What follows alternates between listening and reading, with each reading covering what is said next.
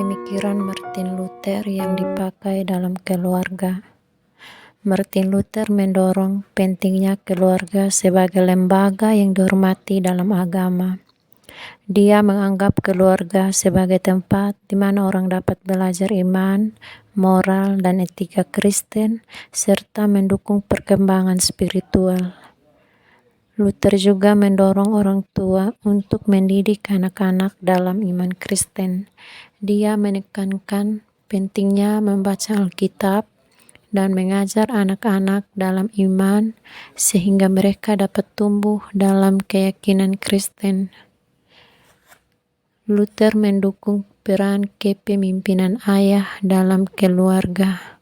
Ayah diharapkan menjadi teladan dalam keyakinan Kristen dan bertanggung jawab atas keluarganya. Dan Luther mendorong keluarga untuk beribadah bersama, berdoa bersama, dan membaca Alkitab bersama. Ini membantu memperkuat ikatan keluarga dalam iman. Pemikiran Martin Luther yang dipakai dalam sekolah. Ada 3 pemikiran Luther mengenai pentingnya mendidik anak di sekolah. Yang pertama, di sekolah anak-anak harus diajarkan betapa besar anugerah Allah atas hidup mereka.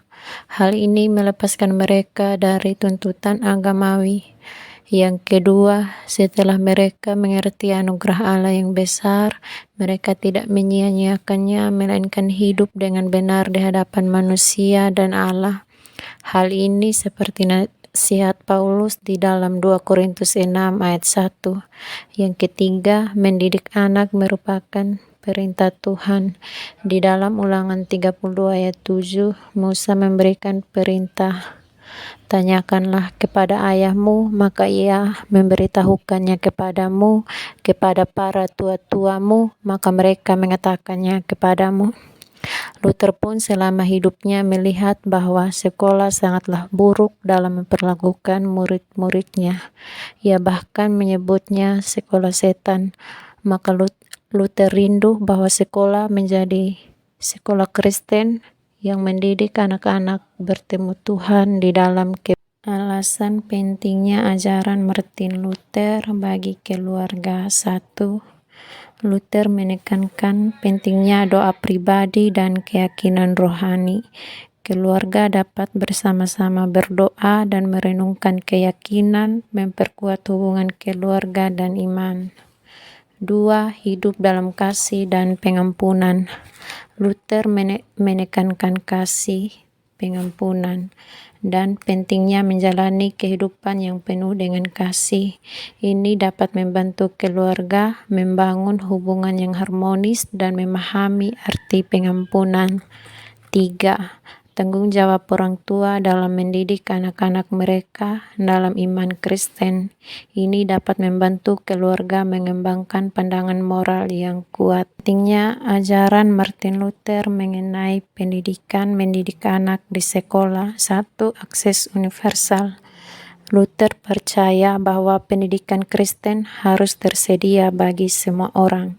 Ia berpendapat bahwa setiap anak memiliki hak untuk memperoleh pendidikan agama yang memadai. 2. Pemahaman Alkitab. Luther meyakini bahwa pemahaman langsung Alkitab sangat penting bagi individu dan sekolah harus menjadi tempat di mana orang dapat belajar membaca dan memahami kitab suci. 3. Pembentukan karakter. Luther juga menganggap pendidikan sebagai alat untuk membentuk karakter individu.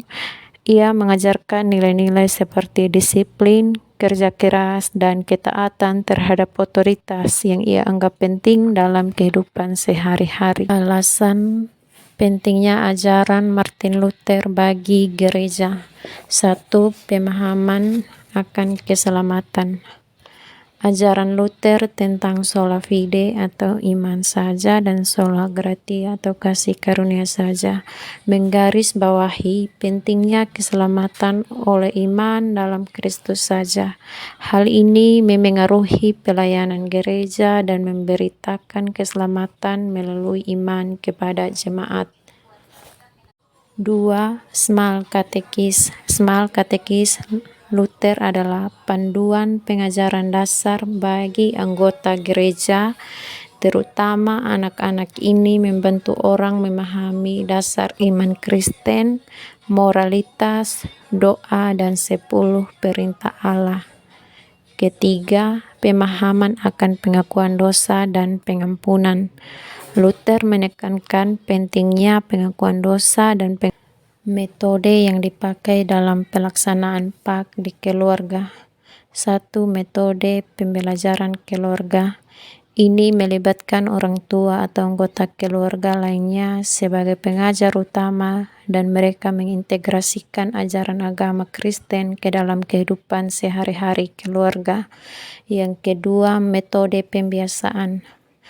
PAK dapat diajarkan melalui pembiasaan atau rutinitas sehari-hari seperti berdoa sebelum makan, pergi ke tempat ibadah secara teratur, dan menjalankan ritual keagamaan.